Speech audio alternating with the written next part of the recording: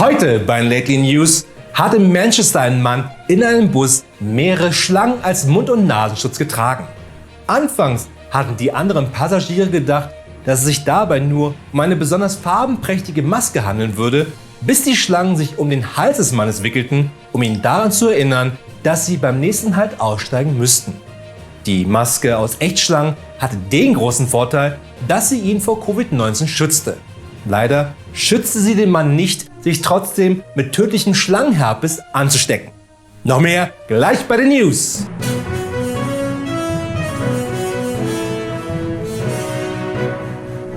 Hier ist Berlin mit der einzig wahren Nachrichtensendung dieser und der nächsten Welt. Das sind die Lately News, denn alles andere da draußen sind nur Fake News.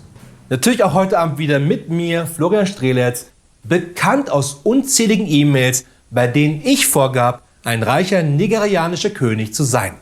Da aber niemand auf diese Mails je geantwortet hatte, musste ich am Ende die millionennotgedrungen dann doch selber behalten.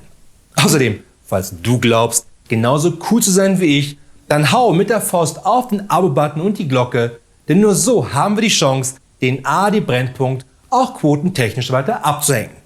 Natürlich bin ich heute wieder nicht allein im Studio, sondern auch dieses Mal werde ich unterstützt von den einzigartigen Lately News Korrespondenten aus allen Ecken der Welt. Ob aus New York, Sydney, Bielefeld oder aus Bayreuth, wo sich diese Kuh darauf freut, gleich den Bauern zu schlachten. Zumindest glaubt sie, das so vorhin beim Belauschen des Gesprächs zwischen dem Bauern und dem Schlachter mitbekommen zu haben. Außerdem gibt es nachher die einzig wahre Videospielkritik zum neuen Prince of Persia The Sands of Time Remake. Wobei ein Remake eigentlich gar kein neues Spiel ist, sondern nur die Faulheit von Ubisoft kaschiert, ein neues Prince of Persia zu entwickeln. Aber nichtsdestotrotz ist das Prince of Persia Remake ein Spiel aus der Third-Person-Perspektive, dessen größte Stärke es ist, nicht von EA entwickelt worden zu sein. Und das alleine ist schon ein Kaufgrund. Na, mal schauen, ob es an seinen Vorgänger Prince of Persia kämpft gegen den IS herankommt. Aber kommen wir zuvor erst einmal zu den wichtigsten Nachrichten der Woche und fangen an mit Berlin. Die Deutsche Post hat international nicht gerade den besten Ruf. Gerade im Vergleich zur Konkurrenz aus Amerika, dem US Postal Service, hinkt unsere Deutsche Post schon deutlich hinterher. Denn während der US Postal Service sogar eine eigene Fernsehserie im Stil von CSI produzierte, gab es bei uns nur ein Werbevideo mit Horst Tappert als Derek. Und in dem Werbevideo versuchte Horst Tappert auch nur verzweifelt, ein Paket voll mit seinen Erinnerungsstücken aus der Zeit von vor 1945 per Paket so weit wegzuschicken, dass es erst wieder zurückkommen sollte, lange nachdem er schon gestorben war. Dementsprechend war es auch wieder nicht verwunderlich, dass die Deutsche Post nun eine Postkarte von Pater Anselm Grün, die er bei einer Pilgerreise 1969 aus Rom verschickt hatte, nach kurzen 52 Jahren seiner Abtei zustellte.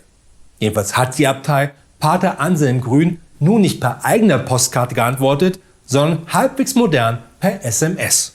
Und die müsste eigentlich gleich bei Pater Anselm Grün ankommen, sofern er nicht einen Mobilvertrag bei T-Mobile hat. Dann erst frühestens 2100. Währenddessen in Hamburg.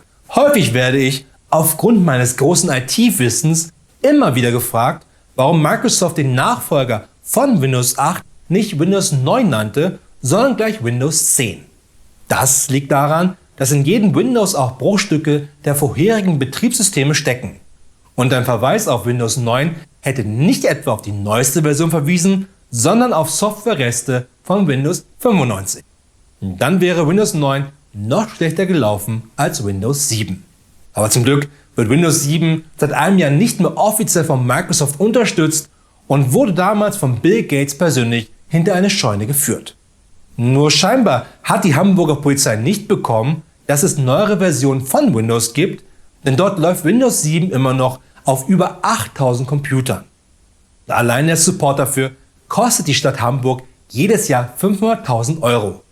Leider stellte sich nun heraus, dass sich sehr viele Beamte an ihren Windows 7 Rechner regelrecht festgekrallt haben, da sie seit Jahren beim Minesweeper vor der letzten Mine stehen, sich aber nicht entscheiden können, wo die letzte und entscheidende Mine jetzt sein könnte. Derweil in Los Angeles. Ich hatte ja früher viele Stunden mit meiner Tante Erna vor dem Fernseher verbracht. Denn wir beide lieben einen guten Mordfall, weswegen wir Jessica Fletcher bei jedem ihrer Fälle begleiteten oder Thomas Magnum auf Hawaii. Und wenn wir was mit Drogen sehen wollten, dann war es immer Zeit für Miami Vice oder Morg vom Ork. Denn Robin Williams konnte nur so lustig sein, dank des weißen Ideenpulvers aus Miami Vice. Geradezu fanat waren wir aber auch in die Serie Golden Girls. Alleine schon wegen Sophia und ihren vielen, vielen Geschichten aus Sizilien, die genauso wahr waren wie die Libido von Blanche. Leider haben wir beide nur nicht mitbekommen, dass das echte Haus aus der Serie, das für die Außenaufnahmen benutzt wurde, kürzlich in Los Angeles versteigert wurde. Hätten wir das gewusst, wir hätten sofort mitgeboten. Wertmindernd war nämlich dabei, dass in dem Haus die Geister von den 3 bereits verstorbenen Golden Girls spuken. Was an sich keine Wertminderung wäre, würde nicht immer Sophia jedem Besucher ihre Geschichten aus Sizilien erzählen. Vor allem die Schlüpfrigen. Noch zum Abschluss die Lately News Videospielkritik der Woche. Mit dem Prince of Persia Remake für alle aktuellen Konsolen wie dem Unimax Mark IX. Es hat sich gezeigt, dass das Failing Prince of Persia Remake nur vollgestopft ist mit Fake-Prinzen. Das Prince of Persia Remake ist das beste Spiel aller Zeiten. Warum? Weil dieses Spiel eine Rückspulfunktion hat. Wie oft habe ich mir schon bei Gesprächen mit dem ZDF-Intendanten Thomas Bellut gewünscht, ihn einfach mal zusammenzuscheißen, nur um dann die Rückspulfunktion reinzuhauen und weiter von ihm zu Tode gelangweilt zu werden. Und mich weiter von seiner fesselnden Art beeindrucken zu lassen. Aber auch nur, weil er meine Schecks unterschreibt. Aber auch nur, weil ich nachher sein Auto kostenlos waschen werde. Irgendwie habe ich das Gefühl gerade, Prince of Persia worden zu sein. Und so stellt sich mir nur die Frage, nach über 600 Stunden, die ich alleine in der Rückspulfunktion vom Prince of Persia Remake verbracht habe, warum kann ich nur 15 Sekunden zurückspulen und nicht gleich 9 Monate? Das hätte mir nämlich einige Probleme mit der erst heute 18 Jahre alt gewordenen Tochter von Thomas Bellut erspart. Deshalb sei gewarnt, Prince of Persia Remake 6 von 10 dunkelgelbe. Deshalb sei nicht gewarnt, Prince of Persia Remake 8 von 10 dunkelgrüne Lately Fake Bugs an dich. Und ich glaube, ich wurde gerade vom Spiel selber Prince of Persia'd. Respekt, das kann nicht jedes Spiel. Das waren die Lately News. Wir sehen uns wieder am Montag. Und nicht vergessen, alles andere da draußen sind nur Fake News.